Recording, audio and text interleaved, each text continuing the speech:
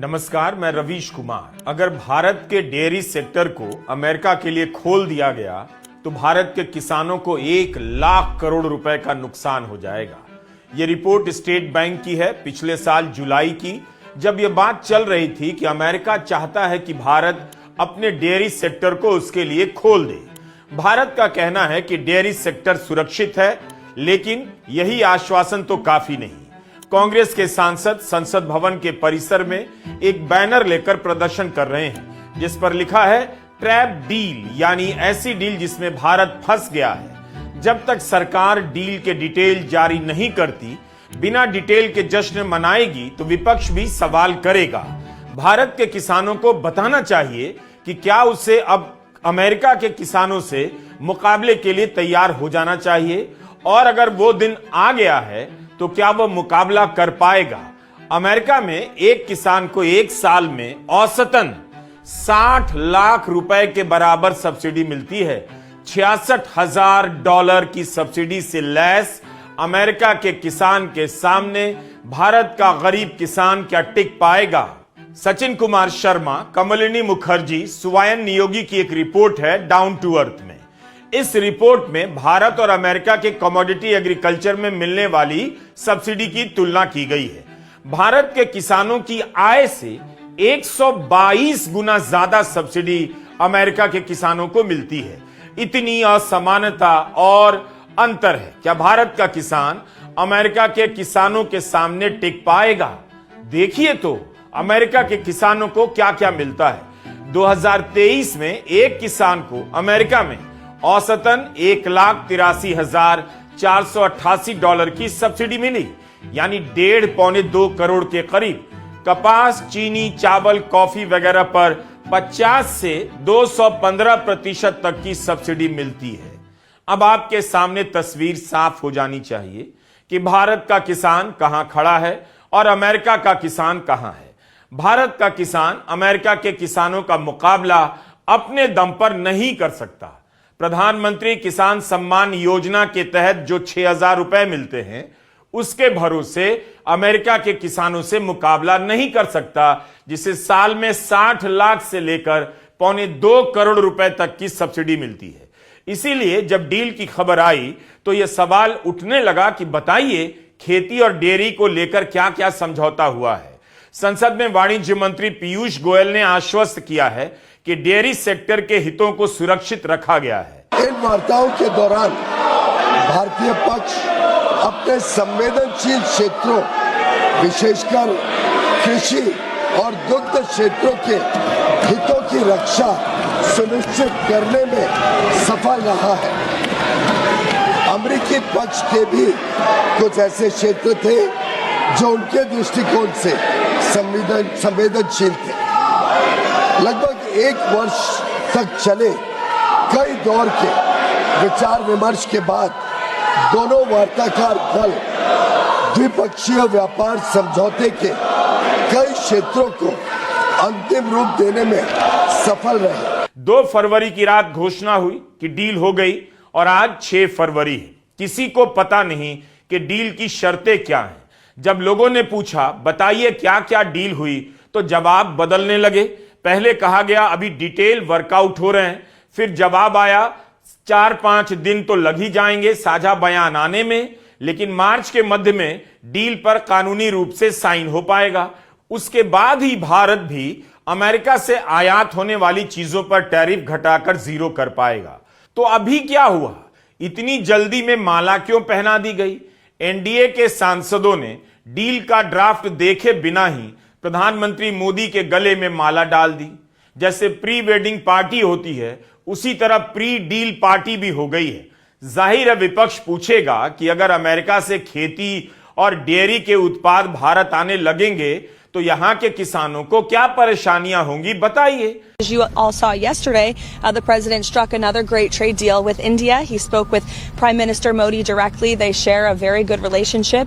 India committed to not only no longer purchasing Russian oil, but buying oil from the United States, also perhaps from Venezuela too, which we know will now have a direct benefit on the United States and the American people. And in addition to that, Prime Minister Modi committed to $500 billion of investments into the United States, including for transportation, for energy, and for agricultural products as well. So this is another great trade deal thanks to President Trump. Trump की press सचिव कह रही हैं कि Bharat America से तेल लेगा, खेती, ऊर्जा, ट्रांसपोर्ट में $500 बिलियन का आयात करेगा।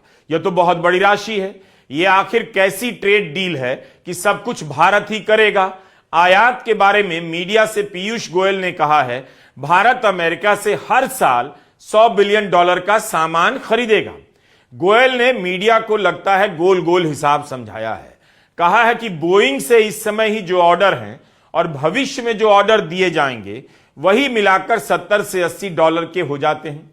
इसके अलावा इंजन और स्पेयर पार्ट्स वगैरह मिलाकर $100 बिलियन तो हो ही जाएंगे। क्या गोयल कुछ छिपा रहे हैं? इस हिसाब से $100 बिलियन तो केवल एक सेक्टर में खप जाएगा।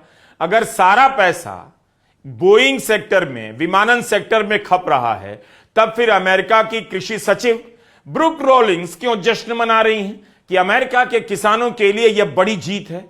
सर, इस डील से भारत का किसान तबाह होगा।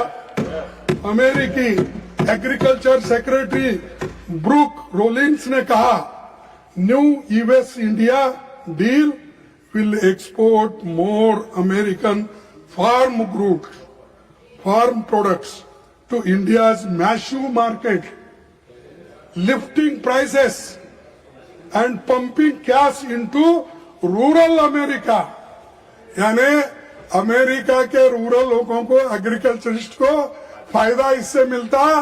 ये एग्रीकल्चर मिनिस्टर वहां कहते हैं, अरे तुम हमारे एग्रीकल्चरिस्ट को, हमारे फार्मर्स को यहां से कुचल दे रहे हैं, उनको खत्म करना चाहते हैं। हाँ, और जीरो क्या है टैरिफ, जो इंपोर्ट होता है उसको जीरो टैरिफ। और हम जो कुछ बेचते 18 तो किए हैं, अभी आया नहीं, 25 से 18। लोग कुछ भी रहने दो, तुम किसानों के हित में काम कर रहे हो या किसानों के खिलाफ काम कर रहे हो, एक बार हमको बोलते। कृषि मंत्री शिवराज सिंह चौहान ने अमेरिका के कृषि सचिव के बयान के बाद प्रेस नोट जारी किया। इसमें उन्होंने कहा है कि कृषि और डेयरी सेक्टर के हितों से कोई समझौता नहीं किया जाएगा। लेकिन उन्होंने इस बयान में एक और बात कही है। कहा है कि कोई बड़ी चीज अचानक से भारत के बाजार में नहीं आएगी। हमारी सभी मुख्य फसलें, मुख्य अनाज, फल और डेयरी सेक्टर सुरक्षित हैं और किसी भी ऐसे क्षेत्र के लिए बाजार नहीं खोला गया जो भारतीय किसानों के लिए नुकसानदेह हो। किसी भी ऐसे क्षेत्र के लिए बाजार नहीं खोला गया है। जब मंत्री जी को यह पता है कि किसी ऐसे क्षेत्र के लिए बाजार नहीं खोला गया है, तो यह भी पता होना चाहिए कि किस क्षेत्र के लिए बाजार खोला गया है। कम से कम अपने बयान में उसकी जानकारी दीजिए। और उनका यह कहना कि कोई बड़ी चीज अचानक भारत के बाजार में नहीं आएगी चिंता पैदा करता है। वो कौन सी बड़ी चीज है जो भारत के बाजार में धीरे धीरे आएगी? उसका क्या असर होगा? भारत के कृषि मंत्री कह रहे हैं फल का सेक्टर सुरक्षित है, लेकिन अमेरिका के व्यापारिक प्रतिनिधि जेमिसन ग्रियर ने सीएनबीसी चैनल से कहा है कि कागज पर फाइनल करना रह गया है, लेकिन हमारे पास सारी डिटेल मौजूद है। एक तरफ हम भारत पर 18% टैरिफ जारी रखेंगे क्योंकि उनके साथ हमारा काफी बड़ा व्यापार घाटा है। दूसरी तरफ भारत हमारे लिए कई तरह के उत्पादों पर लगने वाला टैरिफ कम करने को राजी हो गया है। कृषि, मैन्युफैक्चरिंग, केमिकल, मेडिकल डिवाइस इत्यादि को इसका लाभ होगा। वे आगे कहते हैं कि भारत ने नट्स, फल, सब्जी, वाइन और स्पिरिट्स पर टैरिफ हटा दिया है, जो कि अमेरिका के किसानों के लिए बड़ी जीत है। उनके लिए 1 अरब उपभोक्ताओं का बाजार खुल गया है। भारत के मंत्री कहते हैं कि फल को टच नहीं किया गया। अमेरिका कह रहा है फल सब्जी का सेक्टर खोल दिया गया है। हालांकि ग्रियर ने भी यह नहीं बताया कि भारत के बाजार में और कौन कौन से नए सेक्टर अमेरिका के लिए खुल गए हैं।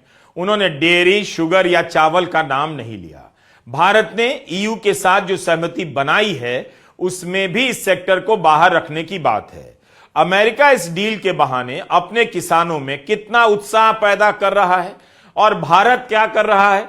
क्यों नहीं भारत के किसानों में भरोसा पैदा किया जा रहा है कि आपके लिए मुनाफे के अवसर खुलने वाले हैं, गांव गांव में डॉलर आएगा। अमेरिकन एग्रीकल्चर में आज एक बहुत बड़ा संकट है, क्योंकि जब से चाइना ने उनके जिस तरीके से पहले एक्सपोर्ट होते थे वो उस पर कर्टेल किया है, तो उनको एक बड़े बाजार की जरूरत थी। और क्योंकि अब भारत का बाजार जो कि सबसे बड़ा है दुनिया में, वो एग्री कर गया है, जो कि पब्लिक डोमेन में जो इंफॉर्मेशन है कि वो 0% पे आयात करेंगे। मुझे लगता है कि इसका क्या नेगेटिव कॉन्सिक्वेंसेस होंगे ये हमें समझने की जरूरत है, और अभी से कुछ स्टेप्स ऐसे लेने हैं कि जिससे हम अपना बचाव कर पाएं। मैं इसलिए कह रहा हूँ बचाव कर पाएं क्योंकि बहुत सालों से मैं एक चीज देखता आ रहा हूँ कि अमेरिका में तकरीबन एक समय था जब 14 इनके एग्रीकल्चर एक्सपोर्ट्स जो यूनियन है इनके, या जो कहते हैं ना एसोसिएशंस हैं, उन्होंने दबाव डाला था और दबाव डालते आ रहे थे यूएस ट्रेड रिप्रेजेंटेटिव पे कि आप इंडिया के बाजार को खोलिए। यानी उनका ये कहना था कि एमएसपी जो परमिसिबल लिमिट है उससे बहुत बढ़ गया है और इसलिए उसको कर्टेल किया जाए, या इंडिया को बोला जाए कि भाई हम इससे ज्यादा कमिटमेंट हो कि हम नहीं देंगे। तो ये चलता रहा है, डब्ल्यूटीओ में ये विवाद बहुत चला है, और उसके अंतर्गत उनका इंटरेस्ट ये था कि भारत के गरीबों को जो हम पब्लिक होल्डिंग में, स्टॉक होल्डिंग से माध्यम से हम जो गरीबों को अनाज देते हैं, वो उनका कहना था कि वो बंद किया जाए, और ताकि अमेरिका से अनाज आ सके हमारे किसानों के लिए।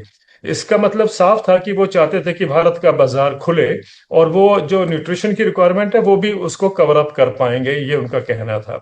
हमने डब्ल्यूटीओ के माध्यम से उसको बहुत हद तक रोका, और इसमें ये एडमायरेबल है कि भारत ने जिस तरीके का स्टैंड लिया उसके ऊपर। लेकिन अब डोनाल्ड ट्रंप जी के आने से सारा जो हम देख रहे हैं डब्ल्यूटीओ की प्रोसेस जो है वर्ल्ड ट्रेड ऑर्गेनाइजेशन की, वो उथल पुथल हो गई है। अब तो ऐसा लग रहा है कि वन मैन डब्ल्यूटीओ बन गया है। अमेरिका की कृषि सचिव का बयान देखिए, नोट कीजिए। उनका कहना है कि इस डील से अमेरिकी किसानों को फायदा होने वाला है। अमेरिकी फार्म प्रोडक्ट्स का भारत के विशालकाय मार्केट में निर्यात किया जाएगा। इससे दाम बढ़ेंगे और ग्रामीण अमेरिका में कैश का इनफ्लो बढ़ेगा, प्रवाह बढ़ेगा। वो बात साफ साफ बता रही हैं कि अमेरिका के किसानों के पास कैश आएगा। कहां से आएगा? जाहिर है भारत के किसानों की कीमत पर आएगा।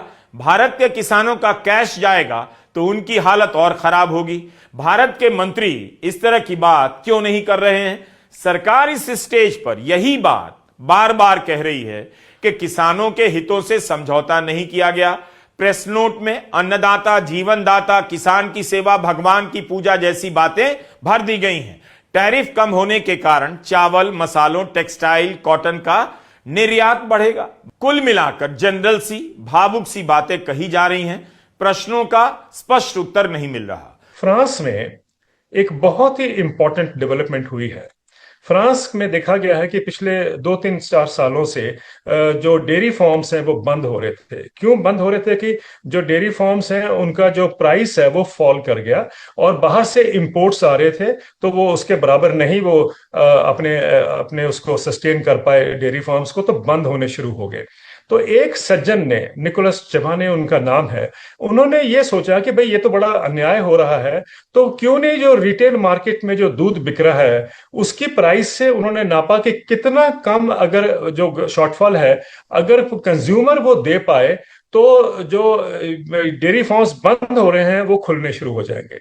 आपको यकीन नहीं होगा 2-3 सालों में इतनी बड़ी मूवमेंट वो हो गई कि जो कंज्यूमर है वहां का, फ्रांस का, उसने अपने दूध के किसान के लिए एक जो 6 पेंस, मात्र 1 यूरो में 6 पेंस का गैप था, उन्होंने 6 पेंस दिया अधिक और वो दूध लेना शुरू कर दिया।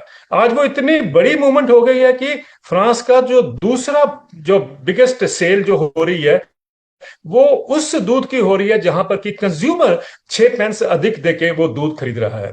मेरा सबमिशन ये है कि हमें भी अपने देश के जो एक ये मूवमेंट जब चलती है, कई कई बार अभी नैरेटिव बनेगा कि सब सस्ता आएगा और अच्छी क्वालिटी का आएगा तो हमें वेलकम करना चाहिए, लेकिन मुझे लगता है कि हमारे कंज्यूमर को भी सोचना चाहिए कि अगर फ्रांस में कंज्यूमर जो है इस बात को रीथिंकिंग या रीथिंक कर सके हैं, तो हमारे देश को भी कंज्यूमर को किसान के साथ खड़ा होना चाहिए और उसकी सपोर्ट में आगे आना चाहिए। अगर थोड़ा सा ज्यादा भी कीमत देनी पड़े तो उनको देनी चाहिए। So let us not be swayed by कि सस्ता आ रहा है, आपको सस्ता आ रहा है, लेकिन किसी का अगर लाइवलीहुड खत्म हो रहा है तो मुझे लगता है कि कंज्यूमर को भी आज एक समझना चाहिए इस बात को और किसान के साथ खड़े होने की बहुत जरूरत है। तो मैं इस अपेक्षा के साथ कि हमारे देश के भी कंज्यूमर अलर्ट हैं, एजाइल हैं और समझदार हैं, वो भी किसान के साथ खड़े होंगे, लेकिन इसमें नहीं खो जाएंगे कि मेरे को ये 2 रुपए सस्ता है, ये 10 रुपए सस्ता है। I think that is something जिसके ऊपर कंज्यूमर को उठना पड़ेगा।